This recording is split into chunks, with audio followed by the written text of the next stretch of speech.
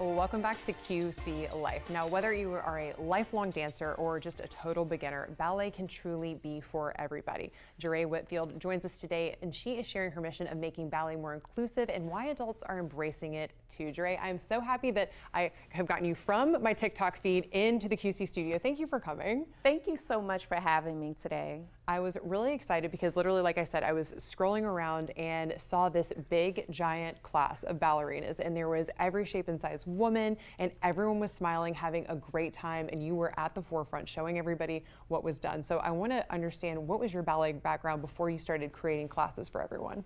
Absolutely. So I started dancing at Greensboro Ballet, and then I went on to train at UNC School of the Arts, and I'm just so grateful to have worked with choreographers such as Debbie Allen and with Alvin Ailey American Dance Theater. Oh my gosh. I mean, those are celebrity dance names that we have heard before in the studio. So it's incredible that you had that kind of training, that she's a Carolina girl. Love that.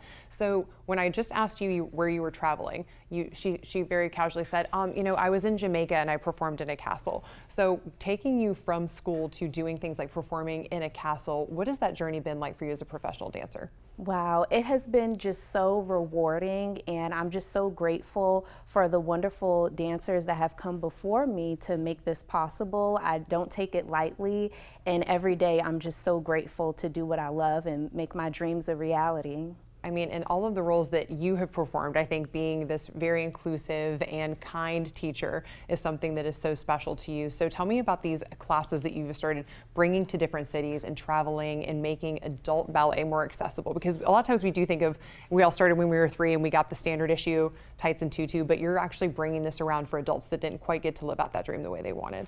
Absolutely. So it actually stems from something a little bit deeper. I started training at 13 years old at Greensboro Ballet, which is considered very late. So I figured that there would be other dancers out there that still want to take class, but maybe, you know, they don't have an opportunity to take a class, and they want to, you know, have an environment where they feel safe and they see people that look like them. So that was just, you know, what I wanted to bring to the city. Yeah, and you are constantly bringing that. Just before we stepped on camera, we were both so excited about your pointe shoes because they match the color of your beautiful skin, and it was just kind of a representation of how we continue to need more growth in dance when it comes to inclusivity and representation. But you are not waiting for that space. You've created it on your own. And how has that helped, especially women of color, come and embrace an art form that maybe didn't always embrace them the same way?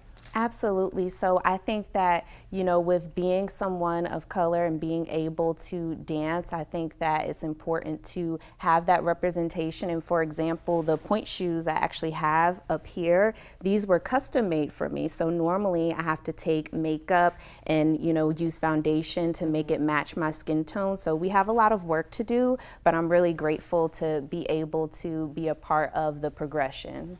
I think that's incredible because they're just, like we talk about walking in someone else's shoes, dancing in their pointe shoes, and just making sure that we can be part of the conversation to advocate for that. So in these classes, what can people expect to learn, expect to see, especially if they've never put on a ballet shoe before, they never put on a pointe shoe? What should they expect?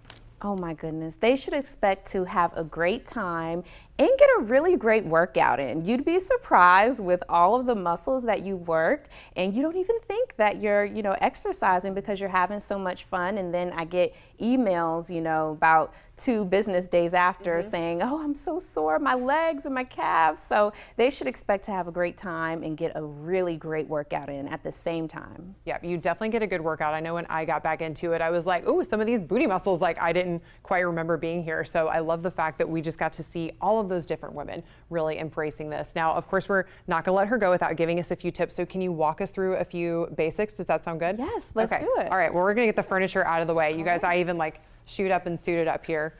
Let's do it. Oh, and you have the ballet I'm flat. Ready. I was ready to be your student. I was like, I love this. You're ready to go. I was ready.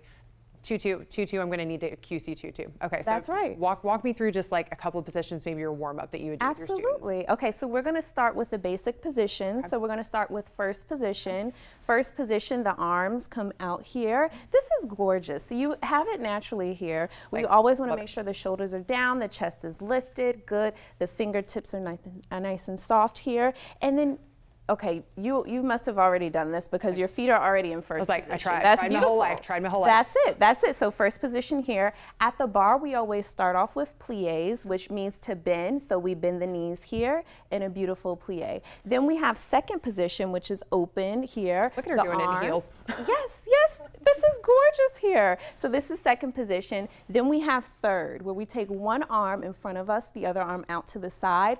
Absolutely stunning. We can just keep going through the positions here. Then we have fourth position, beautiful. And last but not least, I feel like you already know this. This is the tricky one. Should we do fifth? Okay, so that's fifth. That's fifth with the legs. There we go.